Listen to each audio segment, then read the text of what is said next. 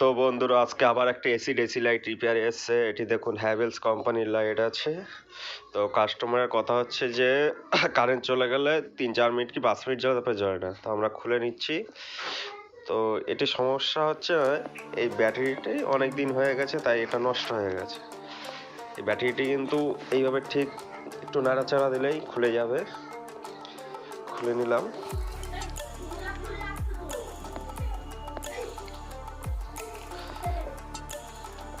দেখুন এটা lithium battery আছে, এটা 2000 mAh এর ব্যাটারি আছে। মার্কেট থেকে আরেকটি ব্যাটারি নিয়ে এসেছি, সেম টু সেম। এটা 2000 mAh এর ব্যাটারি আছে। তো এটার যে পিনটা কেটে সাথে করে নেবো। তার আগে চেক করে দেখে নিই যে চার্জিং ভোল্টেজ ঠিকঠাক দিচ্ছে কি না। অনেক সময় সার্কিটও সমস্যা হয়। দেখো এমনি এসিতে ডাইরেক্ট জ্বললো। এবার একটা মাল্টিমিটার নেব, যেটা ডিসি 20 ভোল্টে সেট করব। ডিসি 20 ভোল্টে সেট করে দিয়েছি।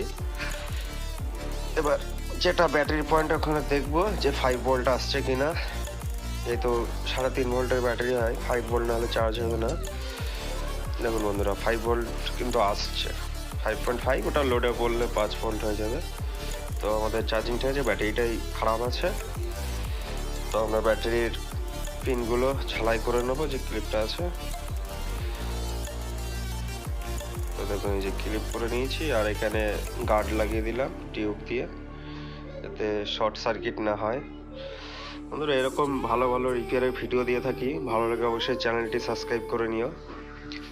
আর কি রিপেয়ারের ভিডিও দেখতে চাও বলো। তো আমরা কানেক্ট করলাম। দেখুন এবার কিন্তু জ্বলছে, পিছনে হাত দিলে এই লাইটগুলো দেখুন জ্বলছে। তাহলে এর সমস্যা ছিল ব্যাটারির। তো এবার আমরা এটা ফিটিংস করে নেবো, নিয়ে তারপরে লাস্ট চেক করে দেখছি। হ্যাঁ জ্বলছে। এবার কিন্তু কারেন্ট চলে গেলে জ্বলবে। ভিডিওটি দেখার জন্য অসংখ্য ধন্যবাদ।